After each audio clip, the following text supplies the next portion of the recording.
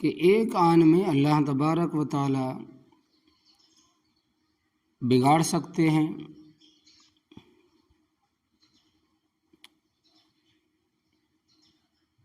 یرید اللہ الا یجعل لہم، اور اللہ تبارک و تعالی ارادہ کرتا ہے اس چیز کا کہ نہ کرے ان کے واسطے حظا فی الآخرہ، حصہ آخرت میں، کیونکہ انہوں نے ایمان کا دعویٰ کر کے کفر کی طرف رجوع کیا۔ زبانی طور پر کلمہ پڑھتے ہیں اور اندرونی طور پر کافروں کے ساتھ ہے، لہذا جب وہ خود ایمان کی طرف نہیں آنا چاہتے تو رب تعالیٰ زبردستی کسی کو ایمان نہیں دیتا۔ رب تعالیٰ زبردستی کسی کو ایمان نہیں دیتا، ایمان لانے میں اور کفر اختیار کرنے میں انسان کو اختیار ہے۔ 15ویں پارے میں آتا ہے کہ فمن شاء فلیؤمن ومن شاء فلیکفر، پس جو شخص چاہے ایمان لائے اور جو چاہے کفر اختیار کرے۔ تو جب وہ کفر کی طرف مائل ہے تو آخرت میں حصہ کس طرح ہو سکتا ہے؟ وَلَهُمْ عَذَابٌ عَظِيمٌ، اور ان کے لیے عذاب ہوگا بڑا۔ ان المنافقین فی الدرک الاسفل من النار، بے شک منافق جہنم کے سب سے نچلے طبقے میں ہوں گے، جہاں سب سے زیادہ سخت عذاب ہوگا۔ اس آیت کریمہ میں کافروں کی آخرت میں ناکامی کا ذکر تھا۔ اگلی آیت کریمہ میں اللہ تبارک و تعالیٰ فرماتے ہیں کہ دنیا میں بھی ناکام ہوں اور اللہ تبارک و تعالیٰ اس کے دین کا کچھ نہیں بگاڑ سکیں گے، اور اللہ تبارک و تعالیٰ اور اس کے دین کا کچھ نہیں بگاڑ سکیں گے منافق اور مشرک۔ ارشاد ربانی ہے کہ ان الذین اشتروا الکفر بالایمان، بے شک وہ لوگ جنہوں نے خریدا کفر کو ایمان کے بدلے۔ کفر خریدا ایمان سے مراد فطرت سلیمہ ہے، جس پر بچہ پیدا ہوتا ہے۔ کافروں نے وہ فطرت ضائع کر دی اور کفر اختیار کر لیا۔ اور یہ بھی فرماتے ہیں کہ اللہ تبارک و تعالیٰ نے انسان کو عقل، سمجھ، حواس، ظاہری، باطنی جیسی قوتیں عطا فرمائی۔ ان سے ایمان اور نیکی خریدیں جو تمہیں جنت تک ساتھ لے جائیں گی، لیکن کافروں نے اس پونجی کو بھی ضائع کیا اور ایمان کے بدلے کفر خریدا۔ فرمایا کہ یاد رکھو کہ لن یضر اللہ شیئا، وہ ہرگز اللہ تبارک و تعالیٰ کا نقصان نہیں کر سکتے اور نہ اس کے دین کو کچھ بگاڑ سکتے ہیں۔ اللہ تبارک و تعالیٰ کا دین حق اور صداقت پر مبنی ہے، اس کو اختیار کرنے والے لوگ ہمیشہ قائم رہیں گے، یہاں تک کہ حضرت عیسیٰ علیہ السلام نازل ہوں گے کہ وَلَهُمْ عَذَابٌ عَلِيمٌ، اور جن لوگوں نے ایمان کے بدلے کفر خریدا ہے ان کے لیے تو دردناک عذاب ہے۔ یہ پچھلے درس کا تھوڑا سبق رہ گیا تھا جو آپ کے سامنے میں نے رکھ دیا ہے۔ اب آگے جو درس ہے، بسم اللہ الرحمن الرحیم۔ وَلَا يَحْسَبَنَّ الَّذِينَ كَفَرُوا أَنَّمَا نُمْلِي لَهُمْ خَيْرٌ لِأَنفُسِهِمْ إِنَّمَا نُمْلِي لَهُمْ لِيَزْدَادُوا إِثْمًا وَلَهُمْ عَذَابٌ مُهِينٌ۔ ما كان الله ليذر المؤمنين على ما أنتم عليه حتى يميز الخبيث من الطيب وما كان الله ليطلعكم على الغيب ولكن الله يجتبي من رسله من يشاء فآمنوا بالله ورسله وإن تؤمنوا وتتقوا فلكم أجر عظيم۔ ولا يحسبن الذين يبخلون بما آتاهم الله من فضله هو خيرا لهم بل هو شر لهم سيطوقون ما بخلوا به يوم القيامة ولله ميراث السماوات والأرض والله بما تعملون خبير۔ لفظی ترجمہ، پارہ 4 سورہ آل عمران۔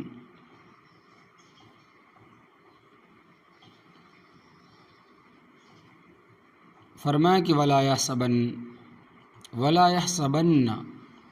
اور ہرگز نہ خیال کریں، الذین کفروا، وہ لوگ جو کافر ہیں، انما نملی لہم، کہ بے شک جو ہم ان کو مہلت دیتے ہیں۔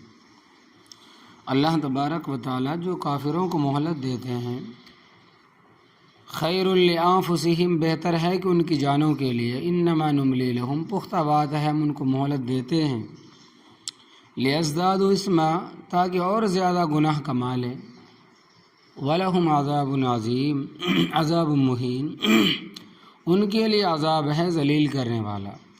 ما کان اللہ، نہیں ہے اللہ تبارک و تعالیٰ ایسا، لیذر المؤمنین کہ چھوڑ دے مومنوں کو، علی ما انتم علیہ، اس حالت پر جس حالت پر تم ہو، حتی یمیز الخبیث، یہاں تک کہ الگ کر دے ناپاک من الطیب، پاک سے۔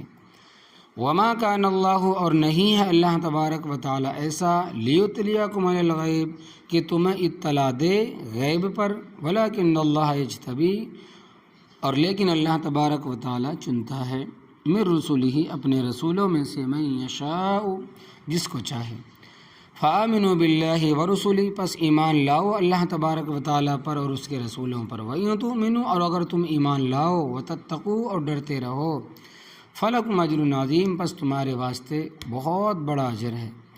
وَلَا يَحْسَبَنَّ الَّذِينَ، ہرگز نہ خیال کریں وہ لوگ، یبخلون، جو بخل کرتے ہیں، کنجوسی کرتے ہیں، بما آتاہم اللہ، اس مال میں جو ان کو اللہ تبارک و تعالیٰ نے دیا ہے، من فضلہ، اپنے فضل سے، ہوا خیر لہم، کہ وہ ان کے لیے بہتر ہے، بل ہوا شر لہم، بلکہ وہ ان کے لیے برا ہے، سیطوقون، ان قریب ان کو طوق پہنایا جائے گا اس مال کا، ما بخلوا بہ، جس مال کے ساتھ انہوں نے بخل کیا، یوم القیامہ، قیامت والے دن، وللہ میراث، اور اللہ تبارک و تعالیٰ کے واسطے ہی میراث ہے، السماوات والارض، آسمانوں کی اور زمین کی، اور اللہ تبارک، واللہ بما تعملون خبیر، اور اللہ تبارک و تعالیٰ ان کاموں سے خبردار ہے جو تم کرتے ہو۔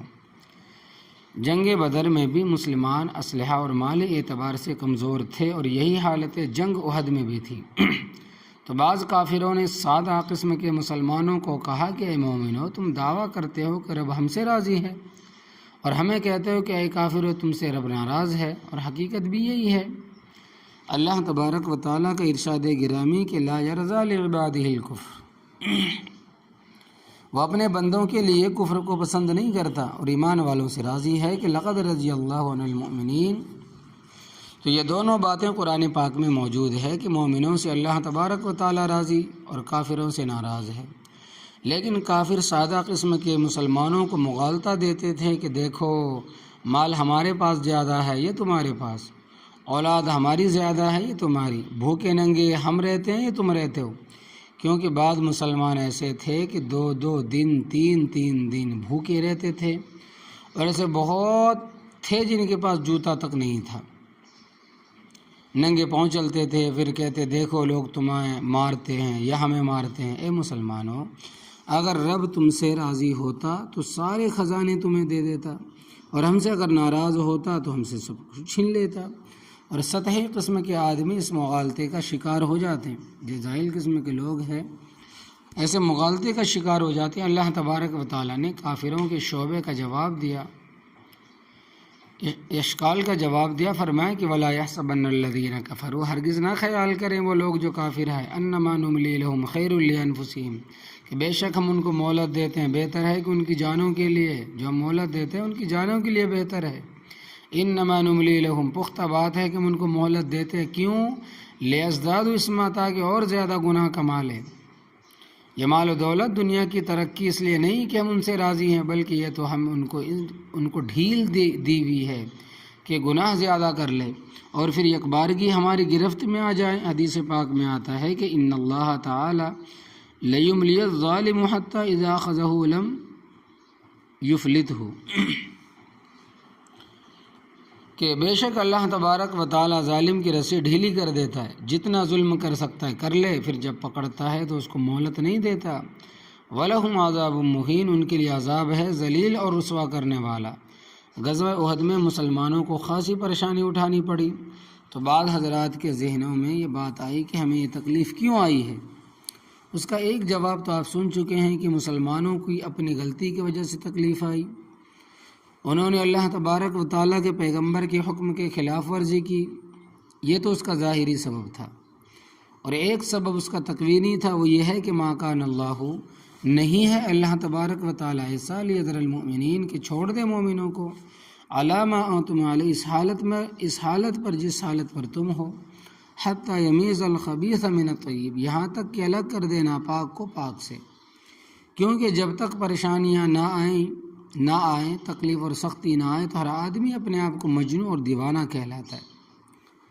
جب تکلیف اور پریشانی آتی ہے تو معلوم ہوتا ہے کہ اصلی مجنون کون ہے، چوری کھانے والا کون۔ چنانچہ ایسا ہی ہوا، جو منافق تھے ہیلے بہانے کر کے چلے گئے، اور جو مخلص مومن تھے انہوں نے تکلیفیں برداشت کی، یہ پاک لوگ تھے۔ اور جو ہیلے بہانے کر کے چلے گئے وہ ناپاک منافق تھے۔ پھر پاک لوگوں کا حال یہ تھا کہ جب کافر حمراء الاسد کے مقام پر اکٹھے ہوئے تو نبی کریم صلی اللہ علیہ وسلم کو اطلاع ہوئی۔ آپ صلی اللہ علیہ وسلم نے ساتھیوں کو حکم دیا ان کا پیچھا کرنا ہے، تو صحابہ کرام رضی اللہ تعالیٰ عنہ اجمعین نے باوجود زخمی ہونے کے آپ صلی اللہ علیہ وسلم کے حکم کی تعمیل کی اور پلید پھر پیچھے رہ گئے۔ تو اللہ تبارک و تعالیٰ امتحان کے ذریعے پاک کو پلید سے الگ کر دیتا ہے۔ ہاں، ذہن میں یہ سوال پیدا ہو سکتا ہے کہ یہ ضروری تھا کہ امتحان کے ذریعے ہی خبیثوں کو طیب لوگوں سے الگ کرتا ہے؟ وہ قادر مطلق ہے، وہی کے ذریعے بھی منافقوں کی نشاندہی کرنے پر قادر تھا کہ مومنوں کو بتا دیتا کہ فلاں فلاں منافق ہے۔ اس کا جواب دیا، فرمایا کہ وما کان اللہ، اور نہیں ہے اللہ تبارک و تعالیٰ ایسا لیطلعکم علی الغیب کہ تمہیں اطلاعات غیب پر ہر ایک کو دوسرے کے حال سے آگاہ کر دے، فلاں مومن ہے، فلاں منافق ہے، فلاں معاہد ہے، فلاں مشرک ہے۔ ولیکن اللہ یجتبی من رسولہ من یشاء، اور لیکن اللہ تبارک و تعالیٰ چنتا ہے اپنے رسولوں میں سے جس کو چاہتا ہے، یعنی غیب کی خبر اللہ تبارک و تعالیٰ رسولوں کو دیتا ہے۔ اللہ تبارک و تعالیٰ کی یہ شان نہیں ہے کہ عام لوگوں کو غیب کا علم پر اطلاع دے، ہاں اپنے رسولوں میں سے جس کو چاہتا ہے منتخب کر لیتا ہے، اور ان کو بھی غیب کا علم نہیں دیتا بلکہ لیطلعکم غیب کی اطلاع دیتا ہے۔ اللہ اکبر کبیرہ، غیب پر مطلع کرتا ہے کہ فلاں فلاں مومن ہے، فلاں فلاں کافر اور منافق ہے۔ اس آیت کریمہ سے اہل بدعت نے غلط استدلال کیا اور نبیوں کے لیے علم غیب ثابت کرنے کی کوشش کی۔ اس کو سمجھ لیں، بریلوی حضرات کے امام ہیں احمد رضا خان صاحب بریلوی، ان کے نام پر کانفرنس بھی منعقد کرتے۔ انہوں نے اپنی کتابوں میں اس مسئلے پر خاصی بحث کی۔ ان کی کتابیں ہیں خالص الاعتقاد، نفی الفی، الامن والعلی۔ ان ساری کتابوں میں انہوں نے دعویٰ کیا ہے کہ جب سے دنیا پیدا ہوئی ہے اس وقت سے لے کر جنت دوزخ میں داخل ہونے تک ساری خبریں، اور مشرق سے لے کر مغرب تک، شمال سے لے کر جنوب تک، عرش سے لے کر فرش تک، اس درمیان میں کوئی ذرہ کوئی قطرہ ایسا نہیں جس کا علم اللہ تبارک و تعالیٰ نے نبی کریم صلی اللہ علیہ وسلم کو نہ دیا ہو۔ علم ما کان و ما یکون، جو کچھ ہوا ہے اور جو کچھ ہونے والا ہے سب کا علم اللہ تبارک و تعالیٰ نے نبی کریم صلی اللہ علیہ وسلم کو دے دیا ہے۔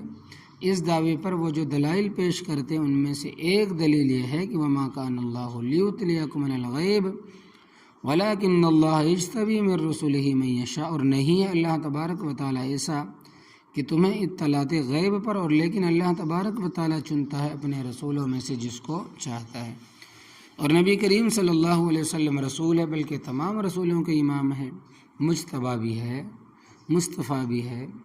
تمام رسولوں میں آپ صلی اللہ علیہ وسلم کا درجہ سب سے اعلیٰ عرفہ، سب سے زیادہ امتیاز، اور اس سے کسی مسلمان کو انکار بھی نہیں ہے اور نہ کوئی انکار کر سکتا ہے۔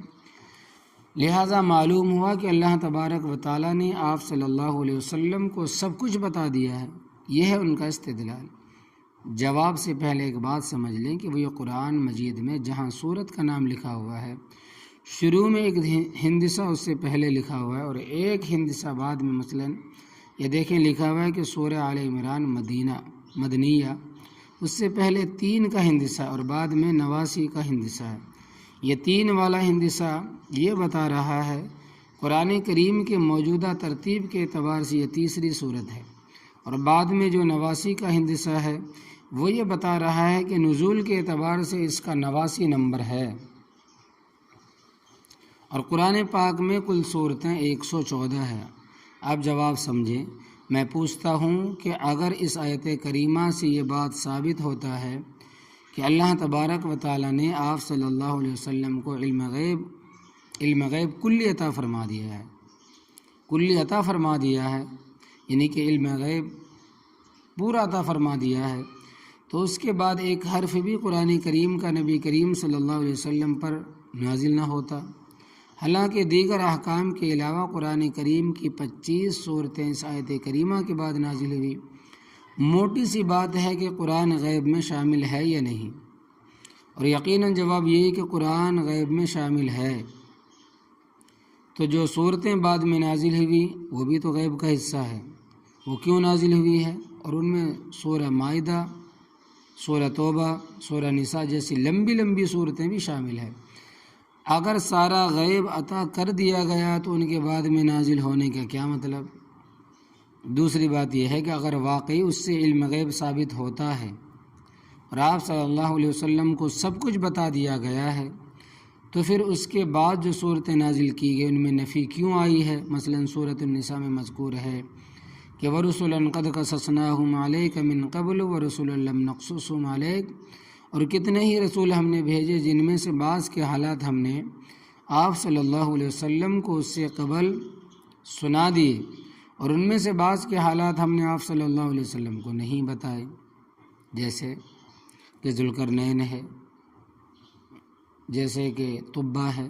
نبی کریم صلی اللہ علیہ وسلم نے فرمایا کہ مجھے نہیں معلوم کہ یہ دونوں نبی تھے یا ولی تھے۔ اسی طرح سورہ توبہ بھی بعد میں نازل ہوئی ہے، اس میں ارشاد ربانی ہے کہ وَمِنْ أَهْلِ الْمَدِينَةِ مَرْدُوا عَلَى النِّفَاقِ لَا تَعْلَمُهُمْ، اور بعض مدینے والے اڑے رہے نفاق پر۔ اے نبی کریم صلی اللہ علیہ وسلم، آپ صلی اللہ علیہ وسلم ان کو نہیں جانتے، صرف ہم ہی ان کو جانتے ہیں۔ یہ آیت کریمہ اس بات کی واضح دلیل ہے کہ دور نہیں بلکہ مدینہ طیبہ میں معمولی منافقوں کو ہی نہیں بلکہ ان منافقوں کو جن کا نفاق حد کمال کو پہنچا ہوا تھا اور جو نفاق پر اڑے رہے ہوں اور بضد تھے، ان کو بھی جناب نبی کریم صلی اللہ علیہ وسلم نہیں جانتے تھے۔ ان کا علم بھی صرف اللہ تبارک و تعالی ہی کو تھا۔ اگر آپ صلی اللہ علیہ وسلم کو علم غیب اور جمیع مکان وما یکون کا علم حاصل ہوتا تو لا محالہ آپ صلی اللہ علیہ وسلم کو ان منافقوں کے حالات معلوم ہوتے، اور اللہ تبارک و تعالی یہ نہ فرماتا کہ آپ صلی اللہ علیہ وسلم ان کو نہیں جانتے، صرف ہم ہی ان کو جانتے ہیں۔ یہ موٹی سی بات ہے، سمجھ آئی ہے کہ نہیں؟ آپ تمام معززین کو، سامعین کو سمجھ آئی کی بات یا نہیں؟ کہ اس آیت کریمہ سے اگر آپ صلی اللہ علیہ وسلم کے لیے علم غیب کلی ثابت ہوتا ہے تو بعد والی صورتوں میں اس کی نفی کیوں گئی؟ باقی رہی بات غیب کی خبروں کی، وہ تو حق ہے۔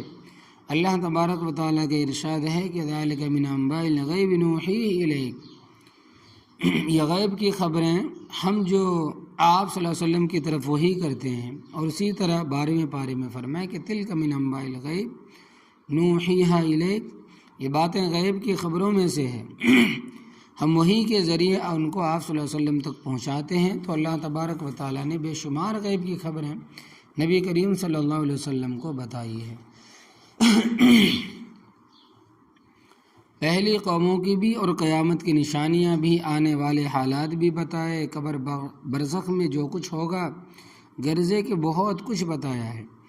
وہ دینے والا جانے اور لینے والا جانے، وہ دینے والا جانے اور لینے والا جانے، اس کی حد بندی ہم نہیں کر سکتے،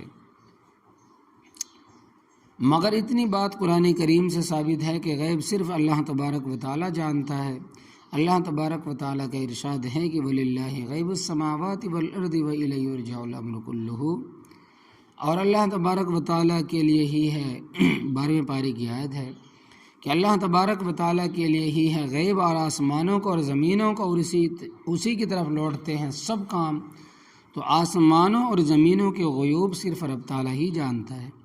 پھر بعض چیزیں ایسی ہے کہ وہ نبی کریم صلی اللہ علیہ وسلم کی شان کے لائق نہیں ہے۔ سورہ یاسین میں رب تعالیٰ فرماتے ہیں کہ وَمَا عَلَّمْنَاهُ الشِّعْرَ وَمَا عَلَّمْنَاهُ الشِّعْرَ وَمَا يَنبَغِي لَهُ، اور ہم نے یعنی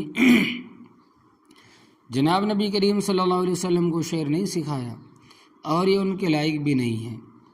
اس نص قطعی سے یہ بات واضح ہو گئی کہ اللہ تبارک و تعالیٰ نے نبی کریم صلی اللہ علیہ وسلم کو شعر کا علم عطا ہی نہیں کیا، کیونکہ وہ آپ صلی اللہ علیہ وسلم کی بلند اور رفع شان کے لائق ہی نہیں ہے، کیونکہ آپ صلی اللہ علیہ وسلم حقیقت کے ترجمان ہیں۔ مگر شاعریت کا حسن و کمال اکثر کذب اور مبالغے پر مبنی ہوتا ہے،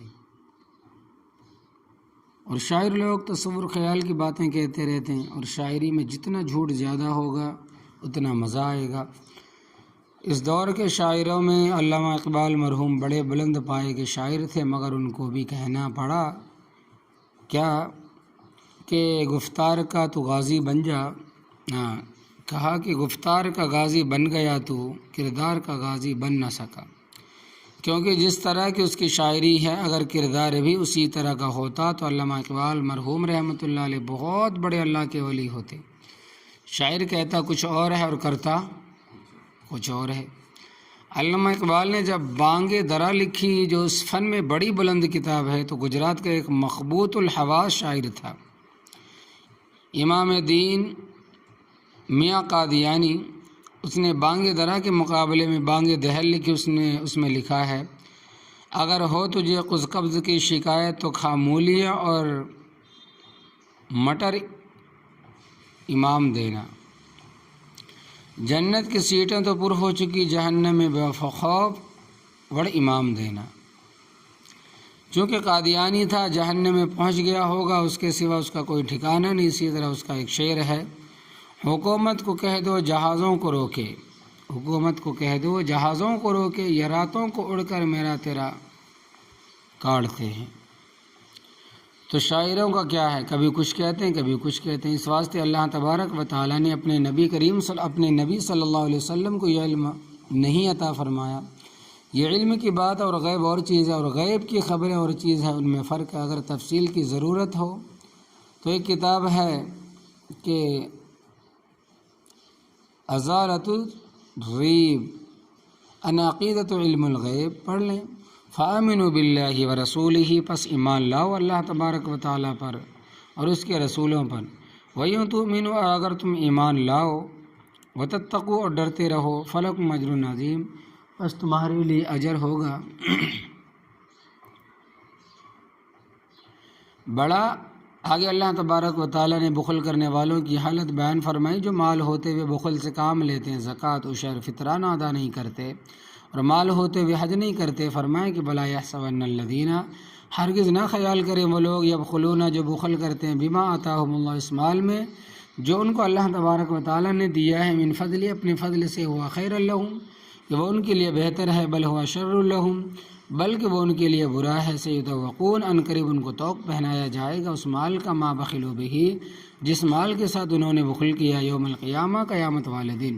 حدیث پاک میں آتا ہے کہ ایسا سونا چاندی جس کی زکوٰۃ ادا نہیں کی گئی اور جو حق ہے فطرانہ قربانی وغیرہ ادا نہیں کیے، تو اس کو 2 منہ والا گنجا سانپ بنا کر گلے میں ڈالا جائے گا، جیسے مفلر ہوتا ہے، اور دونوں رخساروں پر ڈنگ مارے گا اور کہے گا کہ انا مالکا انا کنزکا، میں تیرا مال ہوں، تیرا خزانہ ہوں۔ فرمایا کہ اتنی بات سارے سمجھ لو کہ جس کے پاس جتنا مال ہے ساتھ کسی نے نہیں لے جانا ہے، یہ کسی کی ذاتی میراث نہیں، وللہ میراث السماوات والارض، اور اللہ تبارک و تعالیٰ کے واسطے ہی میراث آسمانوں کی، زمین کی، آدمی کا اپنا وہی ہے جو اس نے کھایا، جو اس نے کھا لیا، پی لیا، پہن لیا، اوڑھ لیا، باقی یہ تو وارثوں کا ہے، یہ دوسرے لوگوں کا ہے۔ لہذا تم مال میں بخل نہ کرو اور اسے اللہ تبارک و تعالیٰ کے راستے میں خرچ کرو۔ واللہ بما تعملون خبیر، اور اللہ تبارک و تعالیٰ ان کاموں سے خبردار ہے جو کچھ تم کرتے ہو، سب اس کے علم میں ہے۔ کسی کا کوئی عمل ایسا نہیں جو رب تعالیٰ کے علم سے باہر ہو۔ تو اللہ عمل کی توفیق عطا فرمائے، آمین یا رب۔